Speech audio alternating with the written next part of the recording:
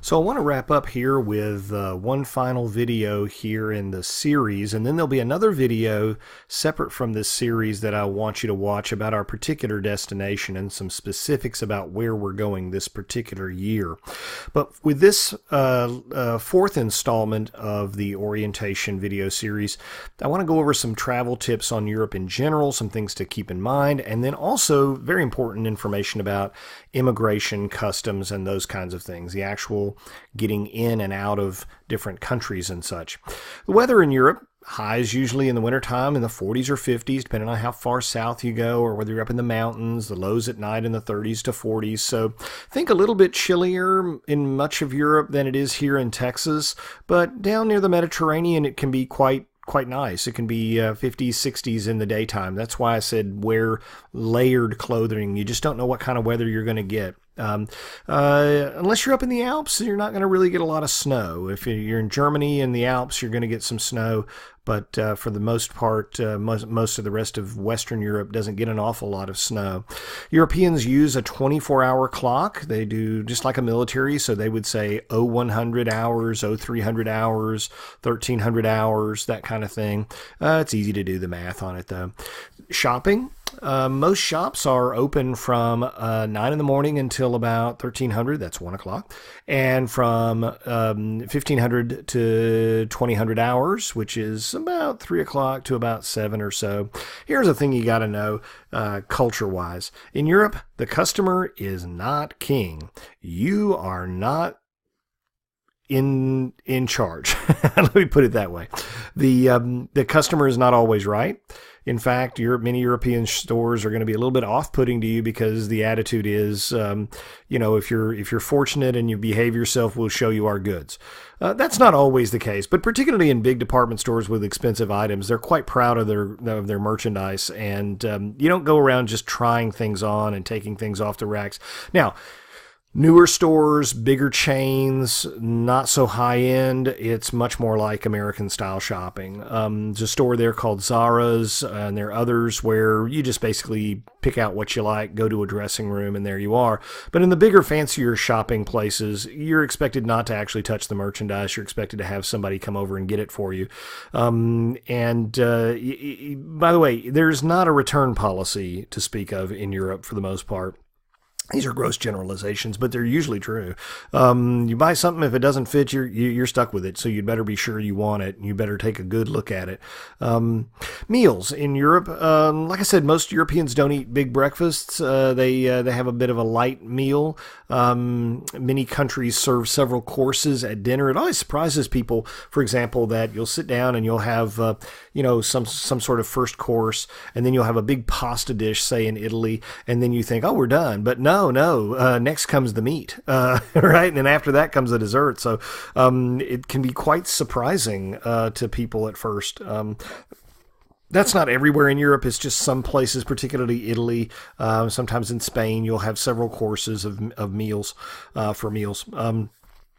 Many Europeans see dining really as a social activity. It's not so much eating on the run. In France, like I said, they really don't like you to eat in public, especially in public places where there are other people around. You can pull up a park bench and have a lunch, sort of a picnic kind of thing. But they kind of don't want you to eat. I once saw somebody give somebody a really dirty look for eating an apple in an elevator. They think it's really gross and you shouldn't do it. They think it's inappropriate. One of the things about eating meals in Europe is, again, don't fight the system and don't fight the season. Menus are very often seasonal because produce and meats are more locally sourced. Now that makes it great. In the United States, we grow avocados way out in California, a couple thousand miles away from anything else on the East Coast or whatever it is. Oranges down in Florida. We grow beef cattle here in Texas and ship it all the way to New York.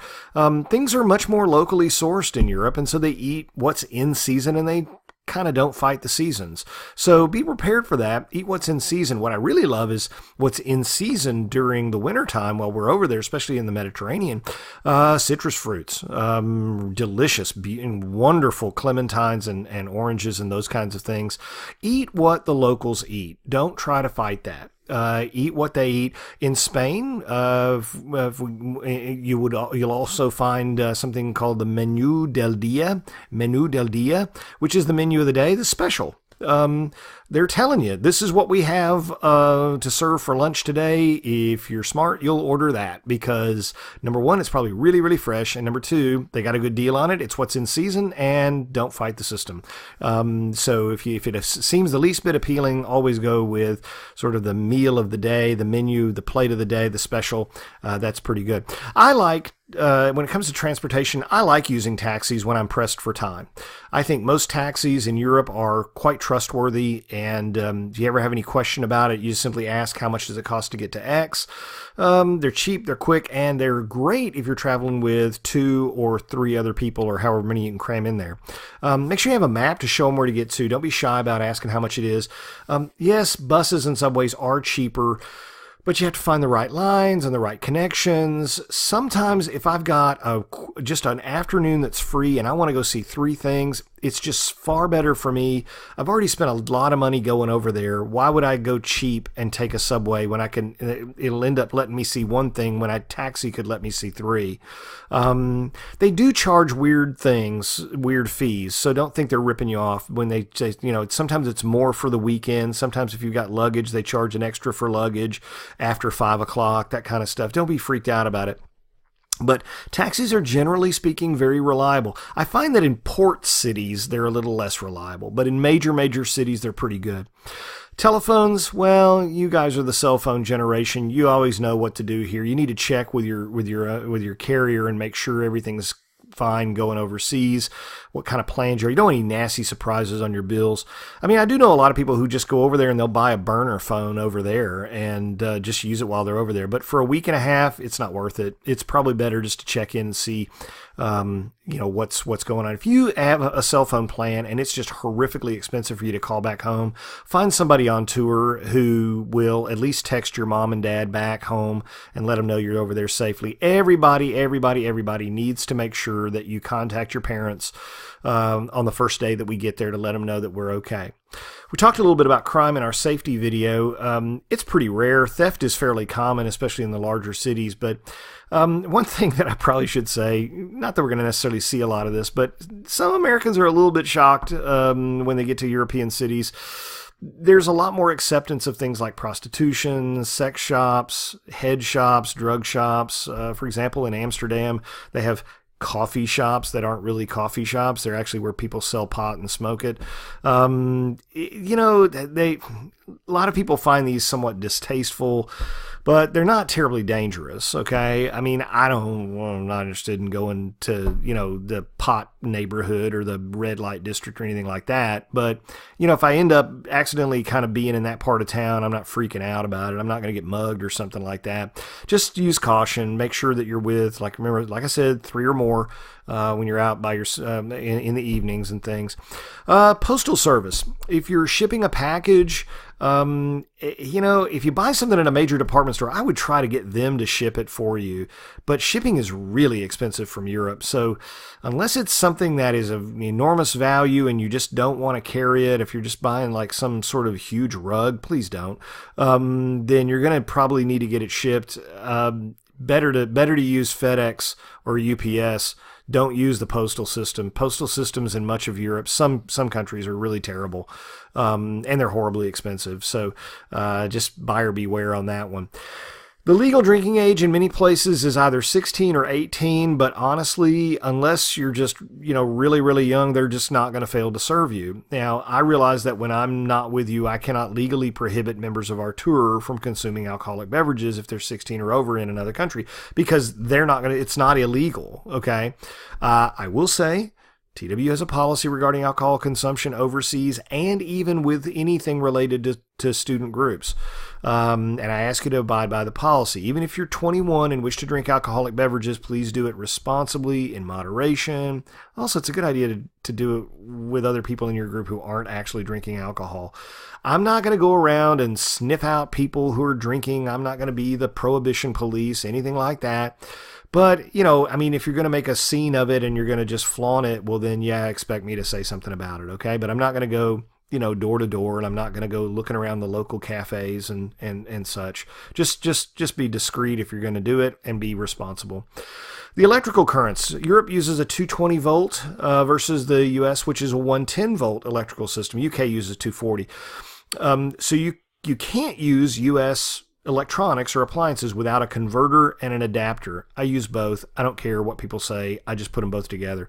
You can buy kits. They're sold at Target. They're sold at Walmart. You can buy them at Amazon. About $10-12. Usually they like to sell you the whole, UK and Europe and US and blah, blah, blah, because they just make more money doing it. Just go ahead and buy the kit. Whatever. You may go to one place or the other eventually anyway. Pharmacies. In most European countries, pharmacies are great. Pharmacies can provide simple medical exams. You go in there with strep throat or with the flu, they can examine you and give you the prescription, and you're out of there all in one stop. We could learn something from that. It would cut costs down tremendously, because in the U.S. you got to go get an appointment, you got to go see a doctor, the doctor writes you a prescription, you got to go to the pharmacy, you got to go drop it off, you got to go pick it up. It's just a pain in the rear. But things like flu, colds, migraines, sprained ankles, they got the authority of a nurse practitioner, of PA, and they can dispense medication. It's really great. By the way, every neighborhood, every section of every major city, and every town, by law in Europe, has to have a 24-hour pharmacy where you can get attention if you need it without having to go to a hospital. Hello, more savings on the medical system. And you can tell that they're a pharmacy because they have a little green cross. The little green cross is neon sign is outside. Word about language, English, the English language. Most people in Europe study English or another foreign language, or sometimes several, while they're in grade school. A lot of them are fluent in English, especially where we're going, or they know enough to communicate very well. But the problem is not that they don't know any English, it's just that they're a little self-conscious about their English skills. It's kind of like Dr. Litton when someone says, "Hey, can you help me with my algebra problem?" Not really. As in, I haven't done that in 40 years, so I really don't. I'm not your guy. So it's a little bit of that. They're a little bit self-conscious, that they don't want to seem like they don't know it very well sometimes. Always thank them and show appreciation for their use of English. I always like to ask, do you speak English? Thank you very much. I appreciate it. Try to use some local phrases or terms to let them know that you're trying to be helpful. It's their country. It's their language. So respect the fact that they're making an effort to speak with you. They don't have to, right? I mean, don't say, well, if you want my business, you're going to speak my language. That's so arrogant. It's just so ugly to do that. Realize we're in their country. We're guests, and do your best to try to meet them a little bit in between. You'll find that even if you don't speak their language and they don't speak any English, you'll figure it out. Sign language always helps. That's what I find. Bathrooms. What are you going to do? Bathrooms in Europe are sometimes very different. As in, sometimes it's kind of hard to figure out how to use them. I'm going to be honest with you. There are some really interesting, unique, avant-garde toilet fixtures in Europe. You'll figure it out. In Vienna, there's a very famous pay toilet area where you go into the little bathroom, and each stall is like a booth in an opera house. It's quite elaborate. Some very unusual, funky things you'll find going on with bathroom decor and fixtures. Anyway, appreciate the fact that you're probably going to end up having to use pay toilets frequently. That's one way to get rid of all those coins I told you got to get rid of. It's a little unnerving to Americans that there'll be a women's potty area and a men's potty area, and they will share a common sink room between the two. So it's kind of freaky. Also, they might have like closed stalls for men and women, and that's it. It's kind of, I don't know. I'm not used to that, so I don't think I'll ever get used to it. But just realize it's okay. In cities, here's a little tip.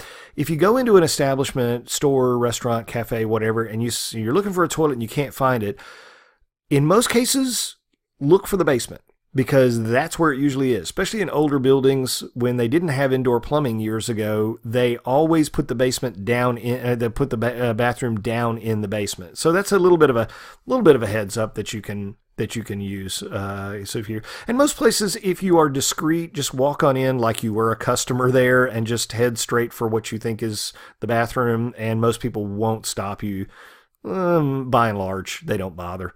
They're used to people coming in. Just act like you know what you're doing. And, if they ask you if you're a customer, they're just say, no, but this is really important and I need to use your facilities, please. They're pretty good about it. Now, immigration and customs.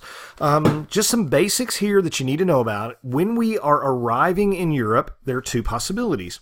Possibility one is that we will arrive in Europe and have to connect at an airport and then go to our final destination, which is also in Europe. So, for example, if we were to go to Heathrow and we were ending up going to Rome, okay, or if we went to Frankfurt and then we ended up going to Athens, right? So connecting in Europe. Your first stop is Europe, is a European city, but you got to change planes because you're going somewhere else. And then the second thing is if you go to Europe and you arrive at your final destination. So there are two possibilities here. So if you're arriving in Europe at a connection airport going on to another destination, then you're going to possibly have to have your passport checked, go through immigration, go through security, and then a second security check at the gate. Believe it or not, it takes a long time. You need to stay together, close together, follow your group leader's instructions to the letter, and move quickly. Okay, Frankfurt Airport is particularly challenging. They're very big on security there. Long lines. You have to follow what your group leaders are telling you to do and move very, very quickly. Okay, that's one possibility. Second possibility is we fly straight in directly to the city that we're starting out at. Right? We go from, say, New York or Dallas straight in to wherever we're going. You just get off the plane and walk on through. Believe it or not, when you arrive in Europe, there really isn't anything for you to have to go through in terms of customs. You just go through, the immigration, you pick up your bag and just off you go. You go through immigration, pick up your bag and off you go. You don't have to go through customs because you just got there. Now, when we return to the U.S., it can be a little bit more complicated. Okay? So let's say we're flying back from Europe straight into Dallas, not to New York or Atlanta, right? We're first place we land back in the good old USA is Dallas, Texas. You're going to get off the plane and you're going to make sure you head towards the Customs and Border Control office. There'll be huge signs. Believe me, you can't deviate. They won't let you go anywhere else. Just follow those signs. Remember that when you get off the plane, you may not use your cell phones. I wouldn't even have them out. It is absolutely illegal. They will confiscate your phones when you're in Customs and Border Control, immigration, all that. That whole zone there is a phone-free zone. Keep them turned off and in your pocket or your purses. Don't even bring them out because if they see them, they will confiscate them and you'll be fined. So, this is all about protecting security and terrorism and all that kind of stuff, right? So don't do that. So we're going to get off the plane, head towards Customs and Border Control. And the first place you're going to do in most U.S. cities is you're going to go check into a kiosk like the ones up there in the upper right-hand corner. They're going to ask you a bunch of questions. We'll prep you before you go through as to how to answer those questions. But the bottom line is you have nothing to declare. Everyone should have nothing to declare, okay? Because what declaring means is I have something you need to tax me on. Okay, or I have something illegal. So A, don't bring anything illegal. And B, don't bring anything that you would need to have tax paid on. And the limit is $1,000. So I'm very doubtful you guys are going to bring back $1,000 or more worth of stuff. Okay, or that you're going to bring back more than 1 liter of alcohol if you're over 21. Don't do that. Okay, find another 21-year-old who's a non-drinker and give them the second bottle of wine. Okay, but essentially you can't have more than 1 liter of alcohol without paying tax. You can bring that, but you got to pay tax. You can't have more than $1,000 worth of stuff without paying tax. You can't have any controlled substance, no meats, no fruits, no vegetables at all. Okay, so if you're like got $400 worth of stuff and you didn't bring any alcohol and you don't have any fruit, meat, controlled substances, vegetables, you got nothing to declare. So I'm hoping everybody has nothing to declare, okay? You can't bring back any soil or anything like that. That means sand from beaches. They won't let you do that either, okay? We'll go over all that the night before we leave and everything, okay? And by the way, these duty-free stores, that doesn't mean anything, okay? That just means you're not paying tax there when you buy it. It doesn't mean you don't have to pay tax on it when you bring it into the States, okay? So you're going to go up to the kiosk and you're going to answer all these questions. They're going to ask you, are you bringing back, drugs? Are you bringing back like millions of dollars worth of cash? And it's going to be no, no, no. And then they're going to ask you, you got to slide your passport in, and then it's going to take a picture of you. Now make sure that you take your glasses and your hats off, okay? Because they'll send you back and it just slows you down. All right. And then the kiosk will spit out a piece of paper, and then you'll walk on up to the passport control, where the guy will look at you, he'll stamp your little passport or whatever, and he'll tell you to move on. You'll go get your checked luggage from the conveyor belt, and then you go through the customs line, and the customs guy says, do you have anything to declare? No, you don't. And then off you go. If they may spot check your bag, they might do that. You need to be aware of that. But once you've cleared customs and you've gone through that whole process, you either leave the airport for home, or let's say that we came into, say, New York's JFK.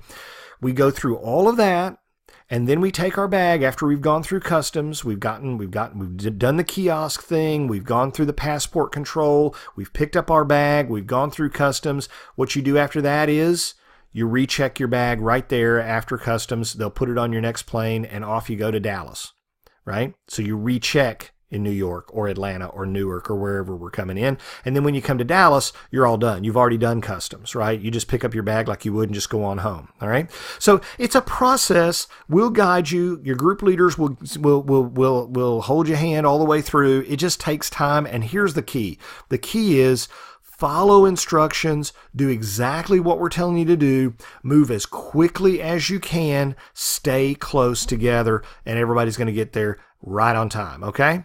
All right, so this concludes our fourth installment of this orientation, travel abroad honors orientation video series. There is going to be one more that you're going to need to see that deals specifically with some things about our particular tour this year. And remember, review this material. Some of it will be in print form online, and there will be a quiz at our orientation meeting, first meeting of the semester for our class. Thanks for listening.